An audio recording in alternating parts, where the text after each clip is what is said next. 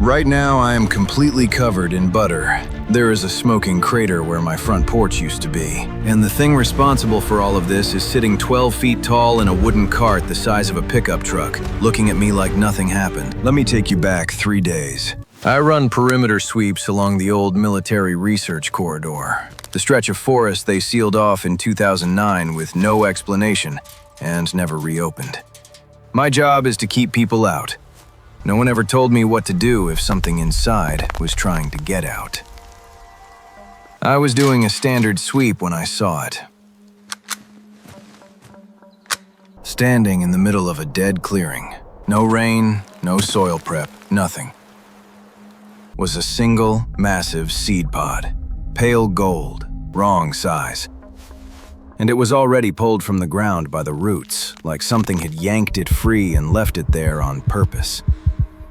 Rangers are trained not to touch things they cannot explain.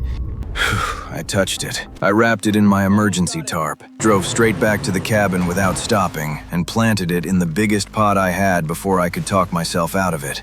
I went to bed. I set an alarm for 6 a.m. The alarm was unnecessary. At 4 a.m., I heard something rolling across my kitchen floor. I walked in and stopped. Where the pot had been, there was now a small wooden cart. Rough-cut planks, 4 wheels made from thick, round slices of corn cob, and sitting inside it was the smallest, grumpiest plant I had ever seen in my life. Tiny, round, green, with these heavy, half-closed eyes that already looked deeply disappointed in me personally. The cart had grown straight out of the soil with him, like it was part of him. Like he had arrived with his own vehicle and had opinions about the parking. I crouched down. I reached out slowly. He fired a kernel at my forehead from a distance of 8 inches. I named him Colonel. Colonel was not a weapon. Colonel was a liability. He rolled his cart around the cabin, bumping into chair legs and knocking things off the lower shelves with complete indifference. His shots traveled maybe 5 feet before dropping. He threw butter constantly. He reorganized my boot rack by height, which I did not ask for, and knocked my radio off the table, which I also did not ask for. But here's the thing about Colonel. One afternoon, I was outside splitting firewood, and I heard this stuck, frustrated squeaking from around the corner. I went to check. One of his cartwheels had lodged in a gap between 2 porch planks. He was just sitting there, not making a sound, one wheel spinning uselessly in the air, looking at nothing. I lifted the cart free and set it back down on flat ground. He looked at me for a long second, then he rolled back inside like it never happened. That was enough. I was committed. I built him a ramp up to the porch. I found a pot of old experimental accelerant in the supply shed, the stuff I had been developing for emergency fire break burns, and I moved it to the workbench near the door, thinking maybe I could figure out a safe fertilizer base from it later. I left the lid off. That was a mistake. The perimeter alarm hit at 2 a.m. I looked out the window. I stopped counting at 20. These were not standard zombies. They were moving in formation, carrying steel road barriers like walking walls. Behind them, cone heads, bucket heads, and 2 wearing what I can only describe as refrigerator doors bolted to their chests as chest plates. I ran to Colonel. Colonel looked at the horde. The horde looked at Colonel. He wound up, fired a Colonel. It hit a refrigerator door zombie dead center and fell straight to the ground. The zombie looked down at it, kept walking. We had to move. Now. I grabbed Colonel's cart by the handle, sprinted to the truck, and tried to load him into the bed. The cart was heavier than it looked. I was not graceful about it. The cart tipped sideways going in and clipped the open accelerant canister sitting on the tailgate. Every last drop poured directly onto Colonel. There was a silence so complete, I could hear the zombies dragging their feet 40 meters away. Then a sound like a jet engine igniting inside a cornfield. Colonel's eyes, permanently set to mild contempt, went completely wide. He grew. Not gradually, immediately.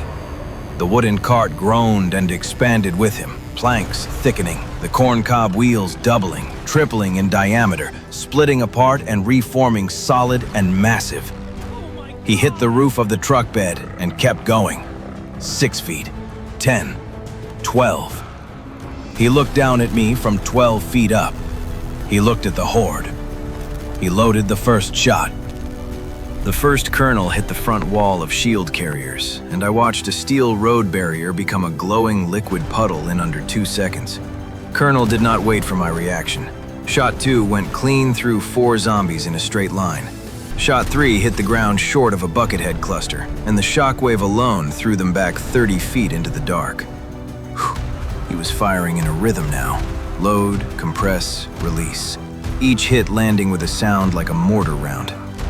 I stopped shooting. I just stood there with my rifle at my side, watching Colonel dismantle an entire armored horde with the calm, systematic efficiency of something that had been waiting for exactly this its entire life. 11 minutes. Every last one of them.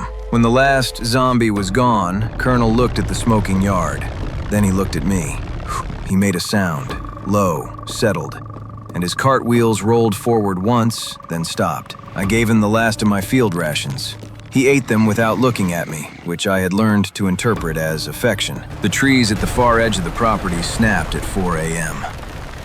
14 feet, moving fast, carrying a telephone pole like a baseball bat. And riding on his back, 3 shield carriers, stacked, using themselves as extra armor. Colonel opened fire immediately. Direct hit. The gargantuar slowed, looked at the scorch mark on his chest, and kept walking. Second shot. Third.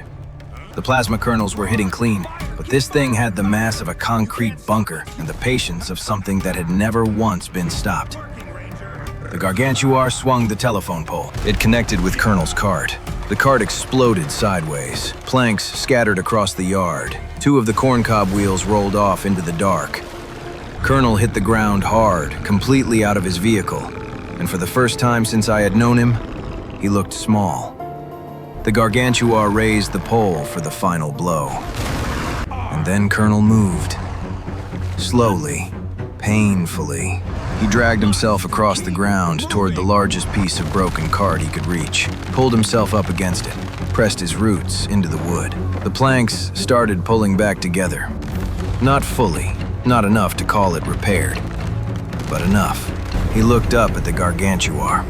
His eyes went fully orange. 1 shot. He put everything he had left into a single kernel. Charged for 3 full seconds while the pole was already coming down, and fired. The blast hit the gargantuar center mass at full power. The explosion lit the entire valley. When the smoke cleared, there was a crater 10 feet wide. The telephone pole was embedded in a tree 200 meters away. Colonel sat in the middle of the crater inside his broken cart. He let out one long, slow breath. Then he closed his eyes, and for the first time since I had found him, he leaned his weight against my hand. I'm sitting by the fire now. Colonel is next to me, his cart patched with spare boards and 2 new corncob wheels I cut for him this morning. He inspected my work for a long time before he accepted it. That is the highest compliment he gives. The crater in the yard is still smoking, but here is the part I cannot stop thinking about. When I went out to check it this morning, I found something buried under the blast debris. A military steel crate. Same markings as the research corridor. Inside were 2 seed pods. One was deep red, pulsing slowly like a heartbeat. One was completely black and cold, colder than anything should be in May. Both of them were already moving. I am not opening them without backup, so I need to know. Red one first or black one? Tell me in the comments. Subscribe because whatever comes out of these 2, Colonel and I are absolutely not ready for it.